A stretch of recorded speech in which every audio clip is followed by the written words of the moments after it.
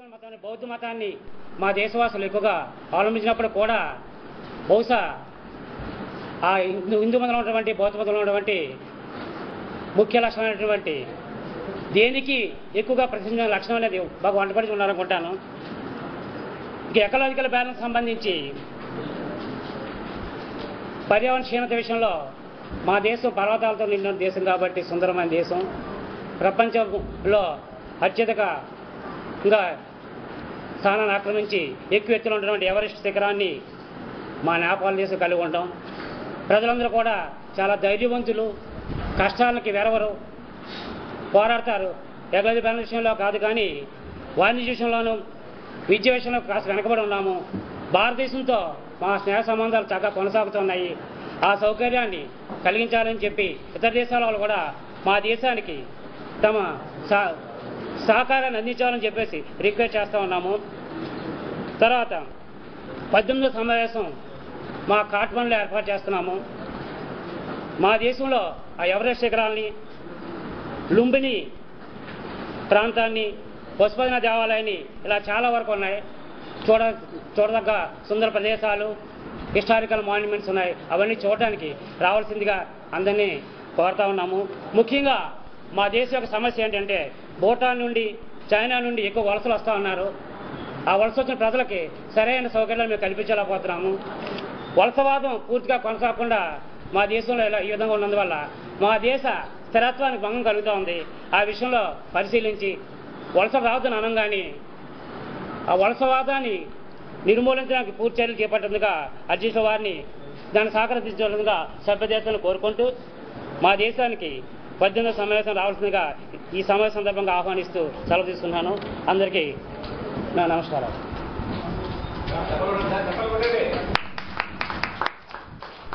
మరి ఇప్పుడు పాకిస్తాన్ ప్రధాని యూసుఫ్ రజా గిలానీ గారిని చర్చలో పాల్గొనవలసిందిగా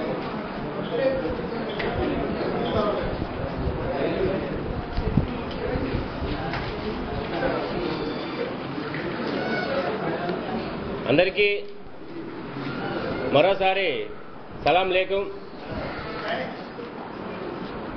సమావేశంలో పాకిస్తాన్ మద్దతుదారులు ఉన్నారు. అందరూ ఒకసారి గట్టి చెప్పండి కొట్టండి, ఒకసారి గట్టిగా.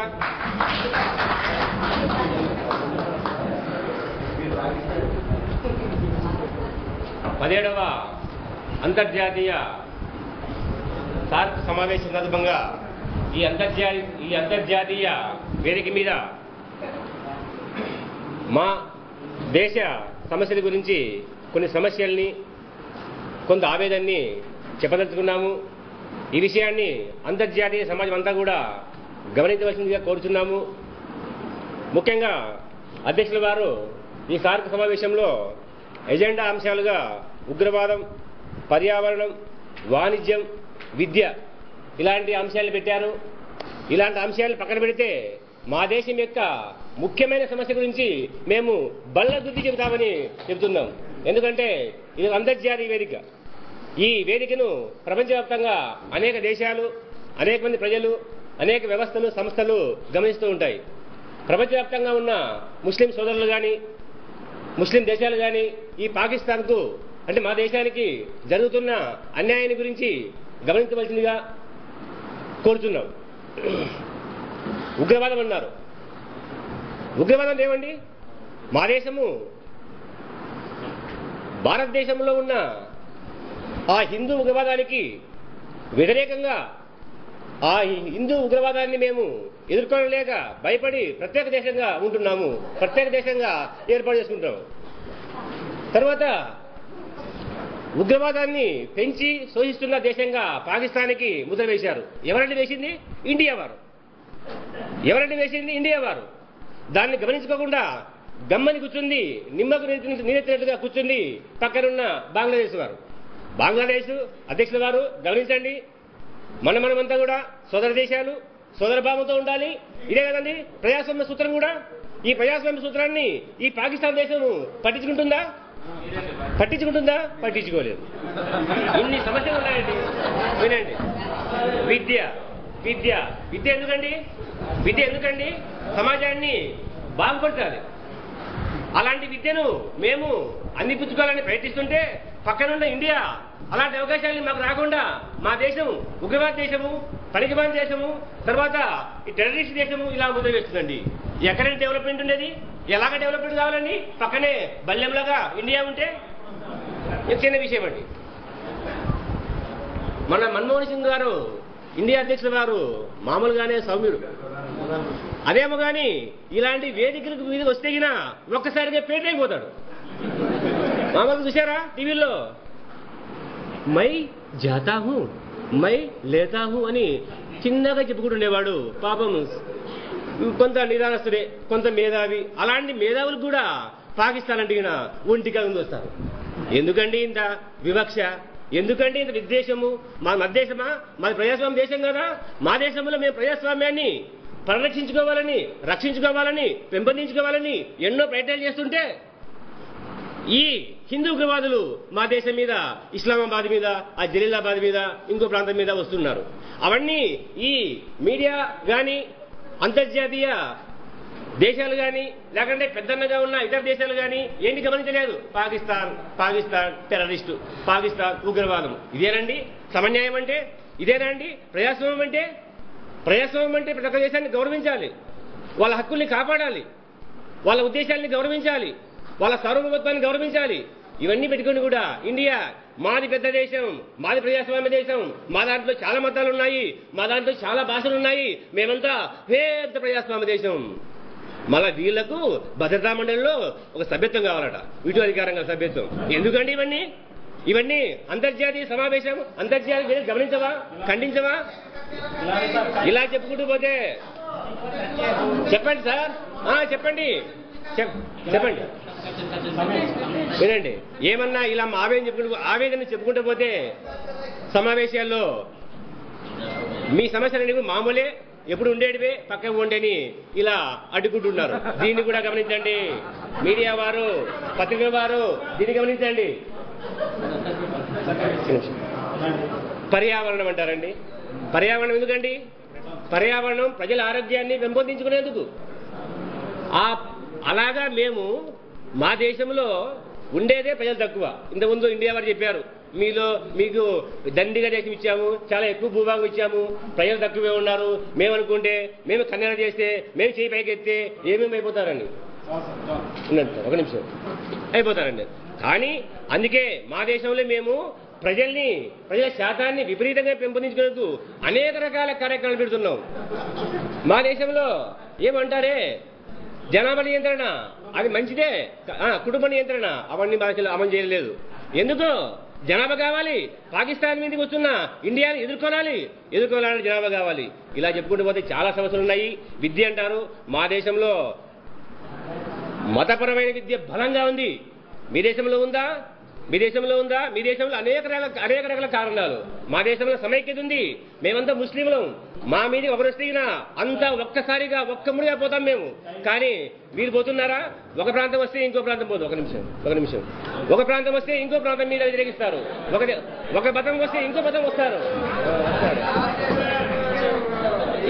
రైట్, ముగింపు ఇలాంటి ఉండండి. ముగింపు ఒక 2 మాటలు. ఇలాంటి సమస్యలందరూ కూడా ఈ అంతర్జాతీయ వేదిక మీద గుర్తించాలని, పాకిస్తాన్ గౌరవాన్ని పెంపొందించాలని, ఈ ముస్లిం దేశాలు ఇంకా ఈ పాకిస్తాన్కు సైక్యతను ఆదరించాలని, ఇవ్వాలని చెప్పుకుంటూ ఆశిస్తూ అందరికీ మరోసారి సలాం లేకుం.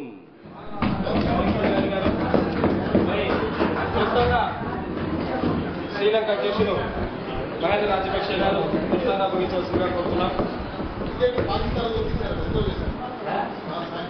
మరి షార్క్ దేశాల ఆశయాలు మనము పరిశీలించవలసిన ఆవశ్యకత ఎంతో ఉంది. అందులో నంబర్ 1 ఉగ్రవాద నిర్మూలన, పేదరిక నిర్మూలన, పర్యావరణ పరిరక్షణ, వాణిజ్య వ్యాపారంలో సహకారాలు, ఇవే సభ్య దేశాల ఆశయాలు. అయితే ఇతర దేశాలు వారి యొక్క వాదనలు చూస్తుంటే మరి ఉగ్రవాదం గురించే వాళ్ళు పరిశీలిస్తున్నారు తప్ప మిగతా అంశాల పట్ల కూడా సభ్య దేశాలు పరిశీలించవలసిన ఆవశ్యకత ఉంది. ముఖ్యంగా పర్యావరణ పరిరక్షణ అనేది నేడు మన దేశాలను పట్టి పీడిస్తుంది. ఉగ్రవాదం అయితే సైనికుల సహకారంతోనూ మనము అణచివేస్తున్నాం. ఈ ఉగ్రవాదం గురించి మా దేశానికి కొత్త ఏం కాదు. LTTE వాళ్ళని మేము పూర్తిగా మట్టు పెట్టాం. మా దేశ ప్రజలకు స్వేచ్ఛ స్వతంత్రాలు లభించాయి. అయితే ఇక్కడ సభ్య దేశాలకు విన్నపము మరియు పరిశీలక దేశాలకు కూడా విన్నపం చేస్తున్నాము. పర్యావరణ పరిరక్షణ అనేది చేయనట్లయితే మనం సాధించినటువంటి అభివృద్ధి, సంస్కృతి, నాగరికత అంతా కూడా అంతమైపోతుంది. మానవ జాతి అనేది అంతమైపోతుంది. విశ్వమానవ సౌభ్రాతత్వం అనేది కూడా అంతమైపోతుంది. నేను సభ్య దేశాలకు చేసేటువంటి ఒకే ఒక విన్నపము, పర్యావరణ పరిరక్షణ అనేది పాఠ్యాంశాలుగా ప్రాథమిక స్థాయి నుంచి ఉన్నత స్థాయి వరకు ప్రవేశపెట్టాలి. ప్రజల్లో చైతన్యం తీసుకోవాలి. ప్రభుత్వము అందుకు ప్రణాళికలు రూపొందించుకొని అమలుపరిచేలా శ్రద్ధ తీసుకోవాలి. అలా చేసినట్లయితే మానవ జాతిని మరికొంతకాలము మనుగడ సాగించేందుకు మనము ప్రయత్నం చేసినట్లయితుంది.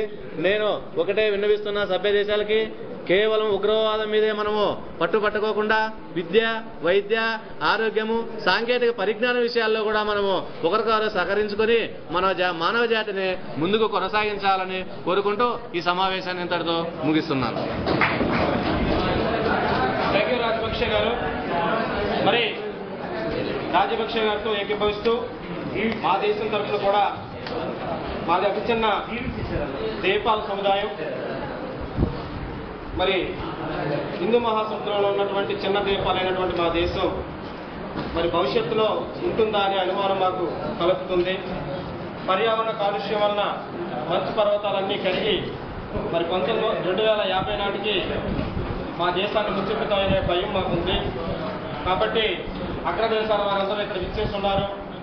అలాగే సభ్య దేశాల వారు, మిగిలిన ప్రపంచ దేశాలకి మా విన్నపం, దయచేసి పర్యావరణాన్ని పరిరక్షించండి, తద్వారా మాలాంటి ద్వీపాలని కాపాడండి అంటూ మీకు విన్నపం తెలియజేస్తూ, ఈరోజు మీ అందరికీ గుర్తుండిపోయే రోజు 11/11/11 మా అద్దు నగరంలో జరిగినటువంటి ఈ సమావేశానికి ఇచ్చేసిన మీ అందరికీ ధన్యవాదాలు తెలియజేస్తూ, తిరిగి 18వ సమావేశం మన నేపాల్ దేశంలో కాఠ్మాండూలో జరుగుతుంది. దీని మీద తీసుకున్నటువంటి తీర్మానాలన్నీ కూడా నేపాల్ అధ్యక్షుడికి అందిస్తూ ఈ సమావేశాన్ని మరి ఇక్కడతో ముగిస్తున్నాను.